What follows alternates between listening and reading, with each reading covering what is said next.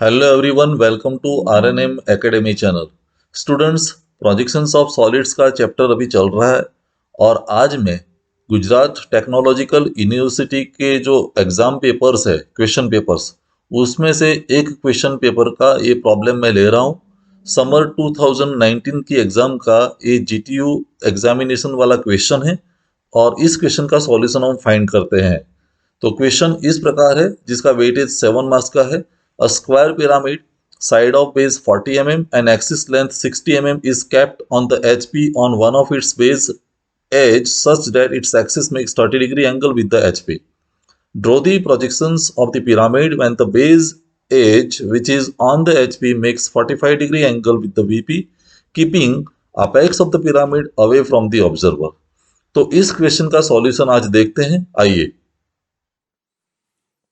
Students, इस problem में हमें स्क्वायर पिरामिड दिया गया है। तो स्क्वायर पिरामिड बात करें तो स्क्वायर पिरामिड में साइड ऑफ बेस हमें दी है। The type of the solid is square pyramid, right. और स्क्वायर पिरामिड में साइड ऑफ बेस हमें दी है। साइड ऑफ बेस है 40 mm and length of the axis is 60 mm। Side of base 40 है और axis की जो लेंथ है वो 60 mm है। तो स्क्वायर पिरामिड अगर ड्रॉ करें तो स्क्वायर पिरामिड ऐसा एक शेप बन सकता है।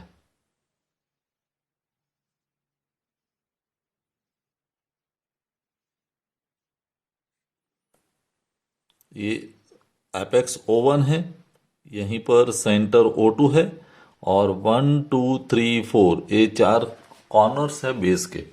तो स्क्वायर पिरामिड ऐसा दिया है जहां एक्सिस की लेंथ हमें दी है 60 mm और साइड की लेंथ जो है वो 40 mm है। और इसमें कहा गया है कि it is resting on one of the edges of the beige.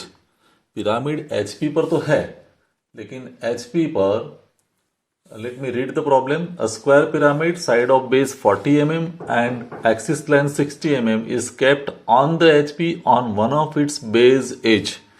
HP पर है एक साइड, बेस की एक साइड HP पर है। और अगर एक साइड बेस की HP पर है मीन्स हमारा एजम्पशन ये बनेगा कि चारों साइड HP पर है। मीन्स उसका बेस जो है वो HP पर हमने रखा है और एक्सिस बनेगी परपेंडिकुलर HP को। तो सबसे पहला व्यू जो हम ड्रॉ करेंगे, तो व्यू ये हमारी XY लाइन, और सबसे पहला व्यू हमारा HP पर मिलने वाला व्यू मीन्स टॉप व्यू होगा। टॉप व्यू में हमें ऐसा शेप मिलने वाला है। शेप जब भी ड्रॉ करें स्क्वायर तो राइट साइड साइड रहनी चाहिए। यहीं पर हमें दूसरा व्यू मिलेगा, फ्रंट व्यू। फिर इसको इंक्लिनेशन देना है। एक्सिस का इंक्लिनेशन हमें दिया गया है और एक्सिस का इंक्लिनेशन दिया है हमें 30 degree. It is given that axis makes 30 degree with HP। तो यहाँ एक्सिस का इंक्लिनेशन आएगा 30 डिग्री, हमें यहाँ नया शेप मिलेगा। फिर इसको रोटेट करेंगे और एंगल फिर हमें दिया गया है 45 degree with respect to the VP। तो VP के साथ एंगल 45 डिग्री और यहाँ हमें नया शेप मिलेगा। तो ये लेआउट हुआ सॉल्यूशन का। हम ऐसे सॉल्यूशन करने वाले हैं। तो मैं अभी सॉल्यूशन डायमेंशनली एक बार समझ लो सॉल्यूशन, बाद में डायमेंशनली आप खुद ड्रॉ कीजिए अपने स्केचबुक में। तो सबसे पहले हम क्या करेंगे, सबसे पहले मैं एक XY लाइन ड्रॉ कर रहा हूं जो हमारी रेफरेंस लाइन है। देखिए XY लाइन, और ये XY पर सबसे पहला व्यू जो पिरामिड का है स्क्वायर शेप वो हम बनाएंगे। स्क्वायर की साइड हमें दी गई है 40 mm। तो एक स्क्वायर, ये लाइन को परपेंडिकुलर एक लाइन ड्रॉ कर दो और वहां स्क्वायर तैयार कर दो। तो एक स्क्वायर मैं बना रहा हूं, दिस इज स्क्वायर। ये स्क्वायर जो है वो पिरामिड का बेस है और ये HP पर रखा गया है, तो जब आप टॉप से देखेंगे तो आपको स्क्वायर दिखने वाला है। और उस पिरामिड का जो सेंटर है वो है O1 एपेक्स है, और O2 लोअर बेस का सेंटर है। और हम ये आमने सामने जोड़ देते हैं तो हमें 4 स्लंट एजेस भी मिल जाएगी। और अभी मैं नोटेशंस करता हूं। तो ये पिरामिड का पहला कॉर्नर 1, ये 2, ये 3 और ये 4, और O1 एपेक्स है और O2 centre of the base है। तो वैसे करके हमने पहला शेप ड्रॉ कर दिया। It is first view and that view is top view. अभी सभी पॉइंट्स जो है उसमें से हम लाइट पेंसिल से प्रोजेक्टर्स ड्रॉ करने वाले हैं। और हमें पता है कि पिरामिड तो रखा है HP पर, तो बेस पर मुझे एक लाइन मिलेगी, वो तो लाइन ऑलरेडी है। तो ये जो पॉइंट्स है 1 डैश, 2 डैश, ये 3 डैश, ये 4 डैश, ये सेंटर होगा O2 डैश। और O2 डैश सेंटर से आप उसकी लेंथ जितना डिस्टेंस ले लो, तो लेंथ 60 mm है, तो 60 mm लेंथ लेके ये समझो कि ये पॉइंट मिलता है, तो वो O1 डैश हो गया। और O1 डैश के साथ आप ये सभी पॉइंट्स ज्वाइन कर दो। ये O1 डैश के साथ ये 4 डैश भी कनेक्शन में आएगा, तो ये ट्रायंगुलर शेप बन गया पिरामिड का। और ये दूसरा व्यू हो गया। O1 डैश, O2 डैश वो हमारी सेंटर लाइन होगी या एक्सिस वाली लाइन है, तो इसको हम ऐसे दिखा सकते हैं। अभी सेकंड स्टेज में इसको रोटेट करना है। कितना? यहां कहा गया है कि जो पिरामिड की एक्सिस है O1 O2 वो 30 डिग्री एंगल XY के साथ बनाएगी। एट प्रेजेंट वो एंगल 90 डिग्री है, तो हमें फिर से एक 30 डिग्री लाइन ड्रॉ कर देते हैं। और ये लाइन का एंगल समझो कि 30 डिग्री है। और वैसा ही शेप, जो शेप फ्रंट व्यू में मिला था वही शेप हम यहां प्रोड्यूस करेंगे। कैसे? तो O2 डैश और 3 डैश 4 डैश वाला जो पॉइंट है उसके बीच जितना डिस्टेंस है उतना ही डिस्टेंस आप ये साइड मार्क कर दो, और वहां से एक लाइन ड्रॉ कर दीजिए। तो ये लाइन जब आप ड्रॉ करते हैं तो वो XY को इंटरसेक्ट करेगी। ये पॉइंट हमारे लिए 3 डैश 4 डैश हो जाएगा। और 3 डैश 4 डैश मिल गया तो फिर उसके बेस की जो लेंथ है उतनी लेंथ लेके हम बेस तैयार करेंगे ऐसे। और एक्सिस की लेंथ जहां पर आती है वहां एक पॉइंट मिलेगा, वो पॉइंट हमारा एपेक्स पॉइंट होगा। और फिर ये सभी पॉइंट्स को हम ज्वाइन कर देंगे ऐसे। ये पॉइंट हमारा O1 डैश, ये है 1 डैश, ये 2 डैश, 3 डैश, 4 डैश, और ये सेंटर O2 डैश। तो शेप वहीं रहा, सिर्फ हमने उसको टिल्ट किया, इंक्लाइन कर दिया। अभी थर्ड व्यू के बाद, थर्ड व्यू में से हम परपेंडिकुलर प्रोजेक्टर्स ड्रॉ करेंगे सभी पॉइंट्स में से। O1 डैश में से मैंने परपेंडिकुलर प्रोजेक्टर ड्रॉ किया, ये परपेंडिकुलर प्रोजेक्टर आएगा, फिर ये भी आएगा, और एक प्रोजेक्टर ये बनेगा। तो सभी प्रोजेक्टर्स मैंने ड्रॉ कर दिए। और जो प्राइमरी प्लान था या टॉप व्यू था उसमें से भी हम हॉरिजॉन्टल प्रोजेक्टर्स ड्रॉ करेंगे लाइक दिस। तो ये प्रोजेक्टर्स भी हमने ड्रॉ कर दिए। अभी हमारे जो 4 स्टेप्स थे नया शेप डिसाइड करने के लिए, तो how can we find the new shape? तो सबसे पहले हमें इंटरसेक्शन पॉइंट्स फाइंड करने हैं। तो 1 की हॉरिजॉन्टल लाइन और 1 की वर्टिकल लाइन, तो ये पॉइंट हमारा 1, वैसे ये पॉइंट 2 मिलेगा, ये पॉइंट 3, ये पॉइंट 4, ये पॉइंट मिलेगा O1, और ये पॉइंट मिलेगा O2। तो 6 पॉइंट मिल गए। सेकंड स्टेप था join boundary by full line. तो मैं बाउंड्री को फुल लाइन से ज्वाइन कर रहा हूं।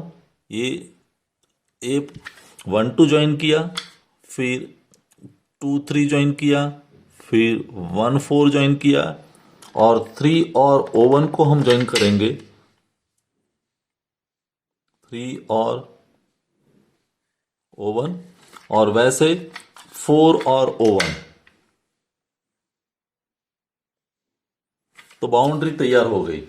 अभी third step, take the decision for the sides of the base. तो उसके लिए हम क्या करेंगे, इसके पहले वाला व्यू मीन्स ये, और उस व्यू को जब एग्जामिन करते हैं और सेंटर की पोजीशन तय करते हैं तो सेंटर O1 दूर है कम XY से और O2 नजदीक है। तो O2 नजदीक है तो उसका जो रिलेटेड बेस है वो उसकी चारों साइड थियोरेटिकली डॉटेड होनी चाहिए। तो सेंटर की पोजीशन पहले डिसाइड कर दो कौन सा सेंटर नजदीक है। तो O2 नजदीक है, O2 रिलेटेड बेस हमारे पास लोअर बेस है। लोअर बेस की चार साइड है 1 2 2 3 3 4 एंड 4 1। तो ये चार साइड्स डॉटेड होनी चाहिए। देखते हैं 1 2 तो बाउंड्री है तो डॉटेड नहीं बन सकती, 2 3 बाउंड्री है तो डॉटेड नहीं बन सकती, लेकिन 3 4 को मैं ज्वाइन कर सकता हूं डॉटेड लाइन से, और 4 1 बाउंड्री है। अभी थर्ड स्टेप कंप्लीट हो गया, मीन्स बेस का मामला फिनिश हो गया। अभी फोर्थ स्टेप वो स्लंट एजेस के लिए हमारे पास चार स्लंट एज है, O1 1 O1 2 O1 3 O1 4। तो फिर से प्रीवियस व्यू को हम एग्जामिन करेंगे ये, और उसमें O1 O2 को कनेक्ट करने वाली जो लाइन है एक्सिस वाली, तो एक्सिस के रेफरेंस में हमें देखना है कि कौन सी स्लंट साइड XY से नजदीक है। तो हमें तुरंत पता चलेगा O1 3 and O1 4 are nearer to XY compared to O1 1 and O1 2। तो O1 3 and O1 4 डॉटेड होनी चाहिए। तो O1 3 तो बाउंड्री है, डॉटेड नहीं बन सकती। O1 4 भी बाउंड्री है, डॉटेड नहीं बन सकती। एंड बाकी की दो साइड O1 1 एंड O1 2 वो फुल होनी चाहिए। तो O1 1 को मैं फुल लाइन से ज्वाइन कर रहा हूं, देखिए O1 1, और O1 2 को भी मैं फुल लाइन से ज्वाइन कर रहा हूं, और वैसे ये शेप तैयार हो गया। ये फोर्थ व्यू है पिरामिड का जो O1 के साथ कनेक्ट हो गया है। अभी यही शेप को हमें टिल्ट करना है लास्ट में, और एंगल दिया है 45 डिग्री। 45 डिग्री एंगल पर कौन सी साइड है कि जो साइड HP पर रखी गई है बेस की कौन सी साइड HP पर है 3 4। तो 3 4 की पोजीशन यहां देखे तो 3 4 वाली लाइन XY से 90 डिग्री पर है। तो वो 90 डिग्री की जगह हमें एंगल मेंटेन करना है 45 डिग्री। और साथ में एक कंडीशन और भी दी है कि एपेक्स जो पॉइंट है वो अवे फ्रॉम ऑब्जर्वर है। Let me read the question. When the base edge which is on the HP makes 45 degree with the VP keeping apex of the pyramid away from the observer. आपको वैसे tilt करना है कि जिसकी वजह से जो ये एपेक्स वाला पार्ट है वो ऑब्जर्वर से दूर हो जाए, नजदीक ना रहे। और एक चीज हमेशा याद रखो, अगर ऑब्जर्वर से दूर है मीन्स XY से नजदीक है, और अगर ऑब्जर्वर से नजदीक है तो XY से दूर है।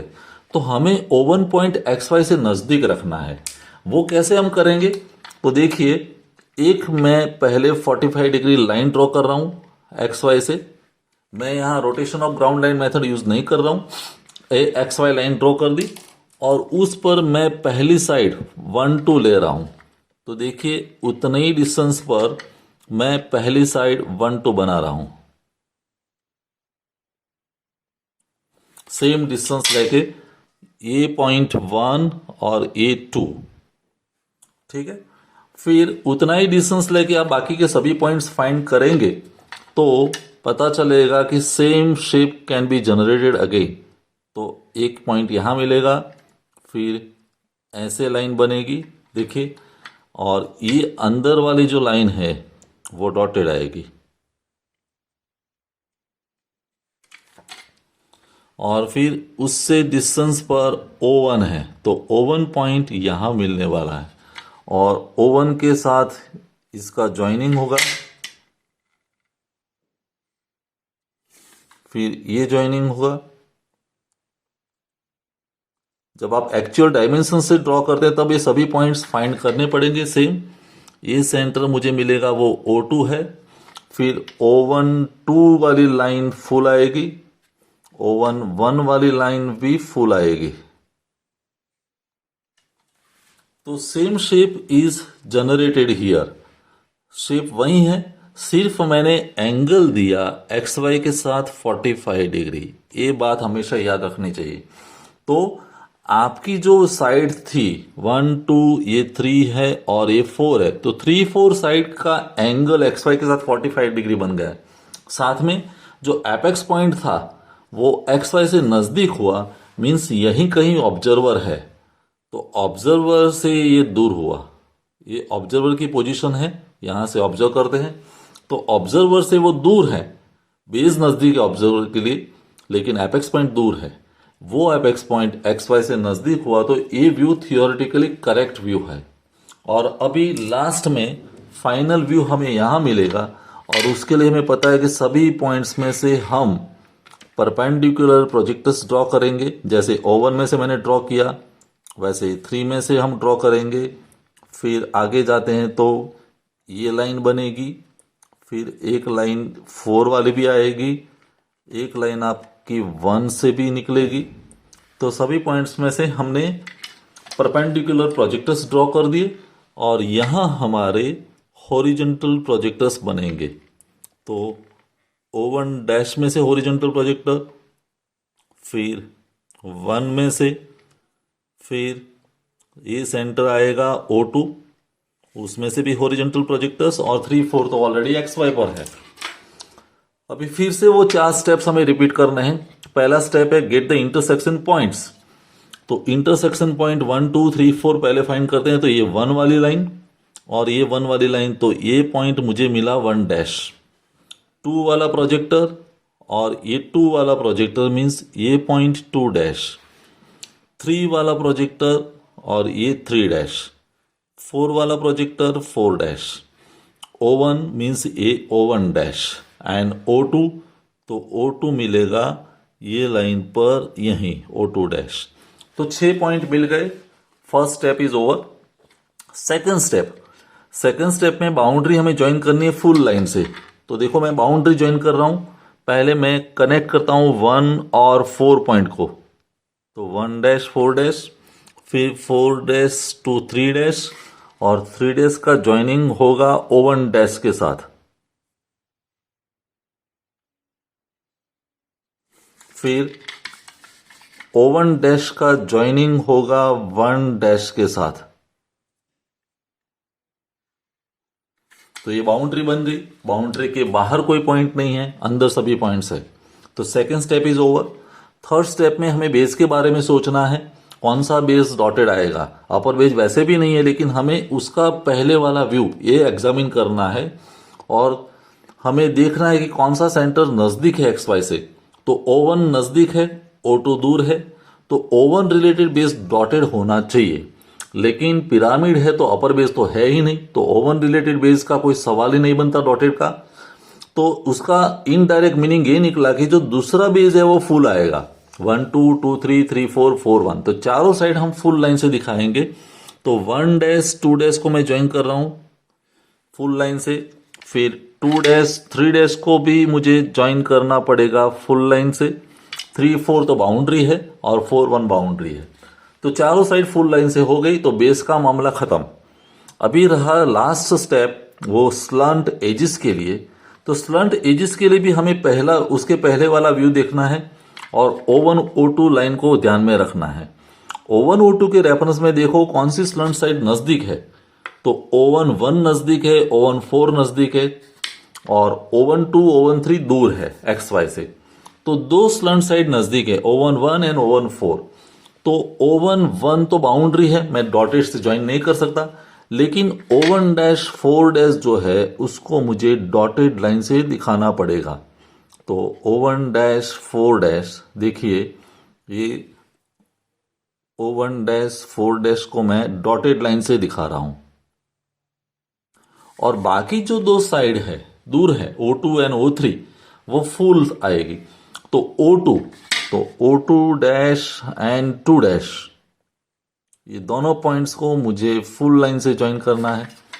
O2 O3 वो तो बाउंड्री है, तो चारों साइड कवर हो गई, 4 बेस की साइड भी कवर हो गई, मींस फाइनल व्यू हमें मिल गया। ये हमारा फाइनल फ्रंट व्यू है, ये फाइनल टॉप व्यू है, और इसी तरह हम प्रॉब्लम सॉल्व कर सकते हैं। तो ये जीटीयू एग्जामिनेशन का क्वेश्चन था। आप फिर से एक बार डायमेंशनली कंप्लीट डायमेंशन के साथ मेथड को समझते हुए स्केच बुक में ये प्रॉब्लम ड्रॉ कर दीजिए, आपका सॉल्यूशन तैयार हो जाएगा। और कोई क्वेरी या डाउट है तो मुझे कमेंट सेक्शन में बताना, मैं आंसर देने वाला हूं। तो अगले वीडियो में फिर कोई एक नया प्रॉब्लम के साथ मिलेंगे। Thank you for watching, thank you very much. तो स्टूडेंट्स, जीटीयू एग्जामिनेशन जो क्वेश्चन था इसका सॉल्यूशन आपको समझ में आ गया होगा। अभी ये अंडरस्टैंडिंग की बेस पर मैं एक क्वेश्चन रख रहा हूं आपके सामने, और उसका मुझे आंसर दीजिए कमेंट सेक्शन में। क्वेश्चन ये है, when the axis of the solid is parallel to both HP and VP, the view which reveals the true shape of the base is. चार ऑप्शंस हमारे पास है, front view, top view, side view या none of the above. तो इसका मुझे answer चाहिए। Comment section में आंसर जरूर बताइए कि ये क्वेश्चन में अगर ट्रू शेप मुझे मिलता है तो ट्रू शेप कहां पर मिलेगा। So I am waiting for your answer. अगर आपको ये वीडियो पसंद आया है और आप मेरे चैनल पर नए हैं तो प्लीज मेरे चैनल को लाइक कीजिए, शेयर कीजिए और सब्सक्राइब जरूर कीजिए। Thank you very much.